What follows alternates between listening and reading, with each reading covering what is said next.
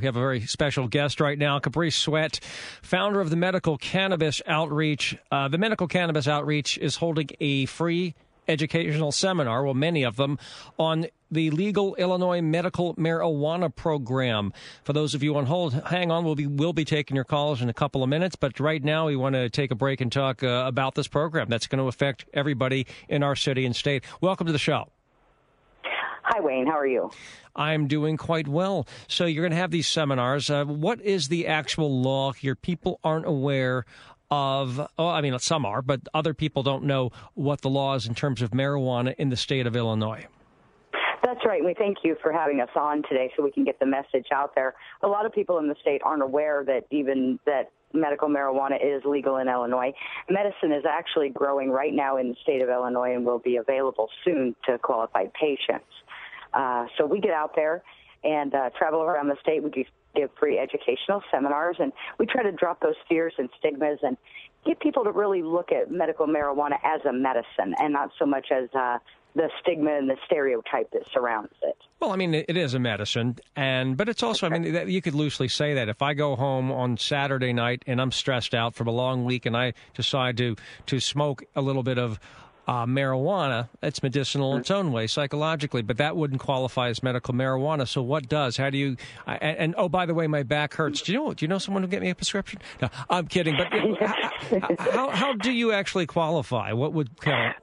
Right, and actually, it's a bit of a strenuous process, and that's how Medical Cannabis Outreach was born, was out of the application process. It's tough for a lot of patients. You have to have one of the 38 debilitating conditions that's on the list that the state set out, and most of them are, as they signify, debilitating.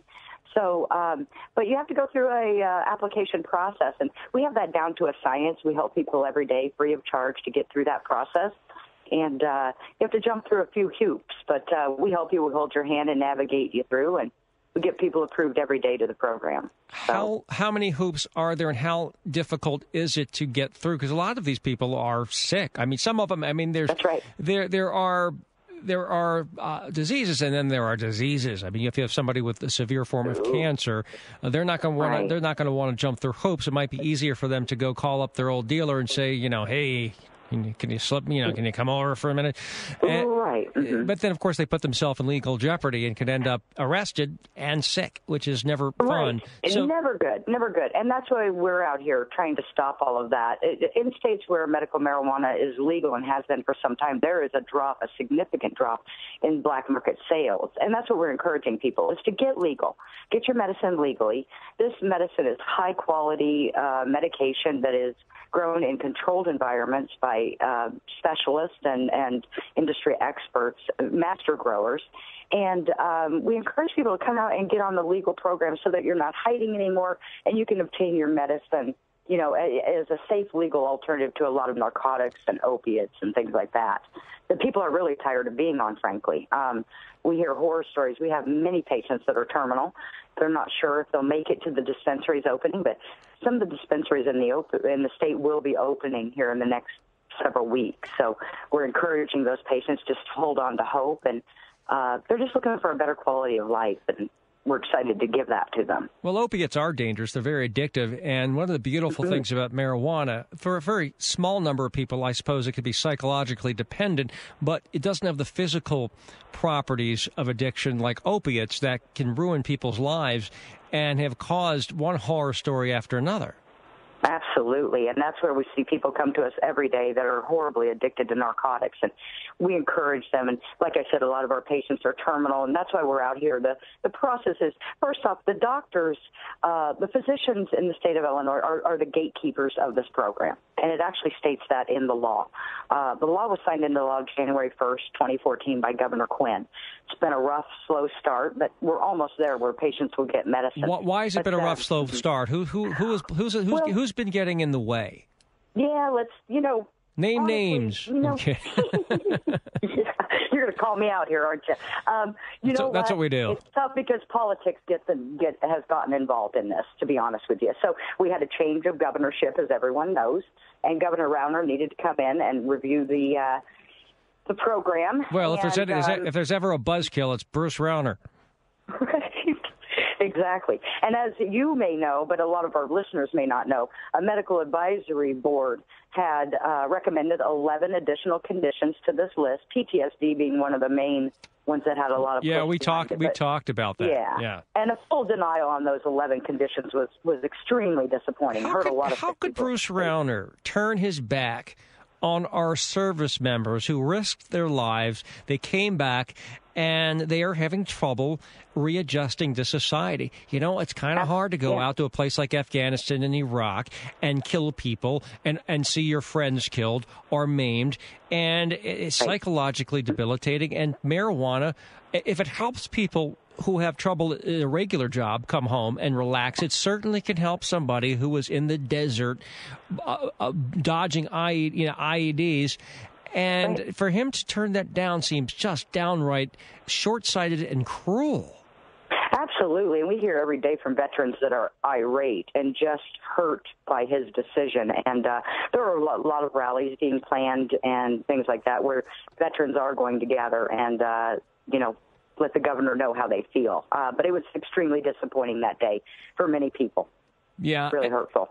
And the only way really we can kind of explain it is there's got to be some, some hands in some pharmaceutical pockets or, something like that. We can't figure out why he would have went past the deadline. Well, Big Pharma's freaking out because once marijuana is legalized everywhere in this country, that's going to be the drug of choice for most people because it has the least amount of harm.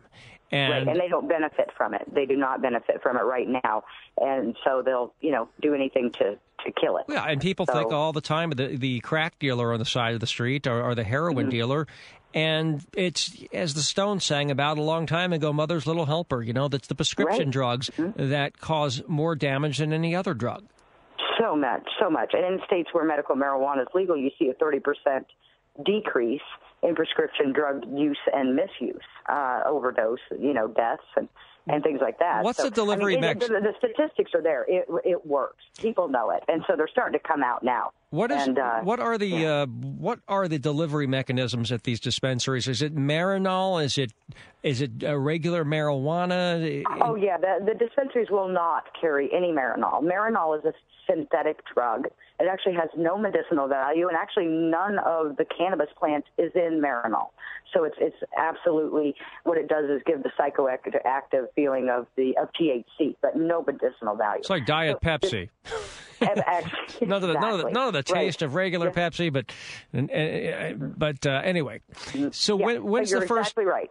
When is the first dispensary going to open, and what does that mean for residents of Illinois?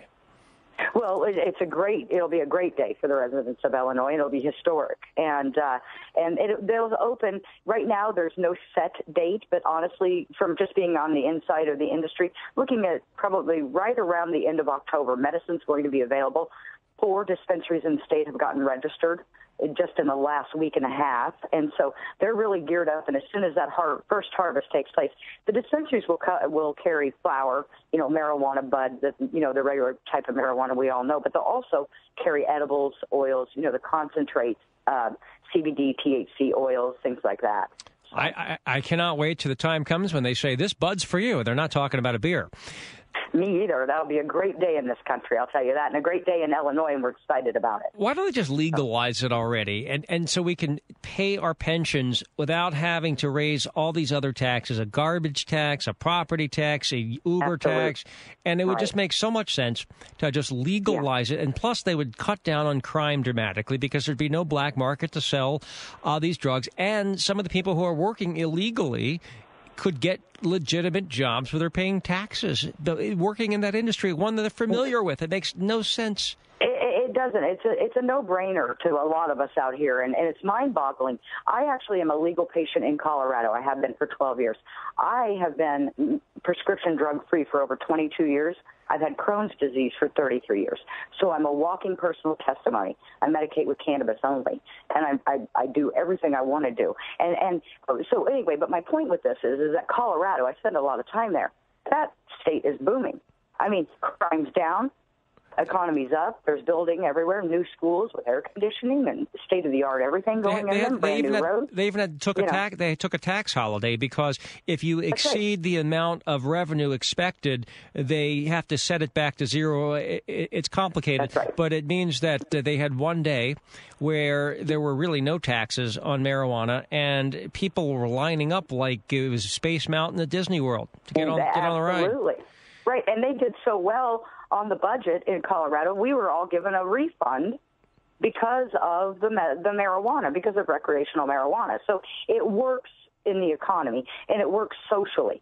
There has not been a social breakdown in Colorado. In fact, the opposite. You're seeing less alcohol abuse, less prescription drug and hardcore drug abuse, less domestic violence. So that those things you can't go wrong with. Yeah, and we knew drugs were a big part of Colorado for a long time. After all, we saw focus on the family and saw what they stood for. We said these people have got to be on something. But there you go. James Dobson, he's got to be high. You can't come up with these weird things unless you are. How many people in Illinois are going to initially qualify? I know it's probably in flux right now, but do you have any estimate of how many people are going to be have the card or whatever it may be, card carrying cannabis smokers? Right. Well, unfortunately, and do they need friends? Are way below the projections. The initial projections were supposed to be up into the 100 to 200,000 patients by the time dispensaries open, and in fact, we're looking at about 3 to maybe 4,000 or 5,000 patients will be approved by the time some of the dispensaries start to open. So that's how hard the process is. And that's how hard it is to get a doctor to recommend. That's what's really stopping a lot of this. Well, you got federal drug laws. Know about the program. Well, you got the federal drugs laws, and they're afraid to get the wrong president. You had Chris Christie already threatening, if I'm ever elected president, I'm going to come in. Mm-hmm. Yeah, he's just mad because he wants all the munchies for himself. But exactly. So you wonder what his motive is saying something like that. It's ridiculous. Well, he wants attention. And families have left his state. Okay, they're refugees from his own state. They've up and got out of there where they can go and protect their children and get them CBD oils to help their epilepsy and things like that. Well, so, he's looked. I've been to New Jersey. There's enough smoke there. That's probably what he's afraid of. That must be what the problem is. Yeah, he's already seen all the pollution. It's not the right kind of smoke. It's smog. Yeah. Yeah. So you said when the dispensary's open, but there's no exact date. Is there an estimate? I mean, when do you think they're going to be open? I think right around Halloween is what we're looking at, when the first one will probably open in the state, right around that third to fourth week in October. That's going to be a bad trip. Your first time smoking it for some of these people, and they see a bunch of people in Donald Trump costumes. That's enough to make them stop and never do it again.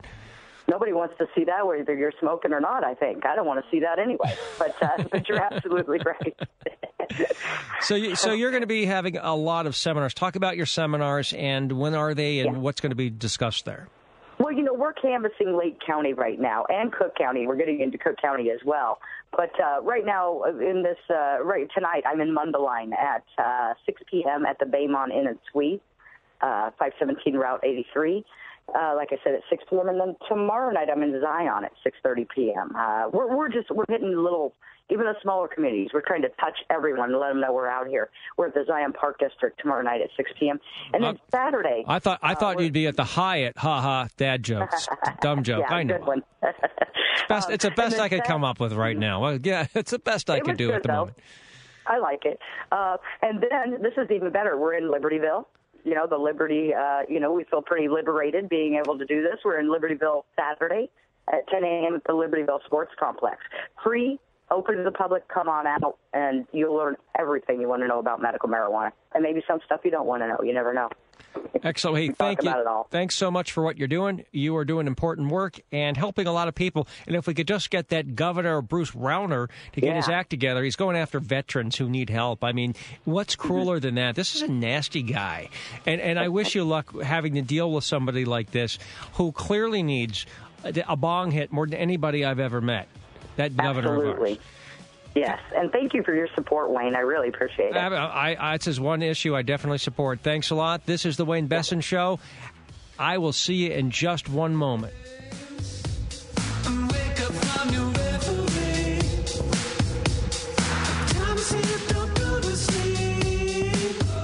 The Wayne Besson Show.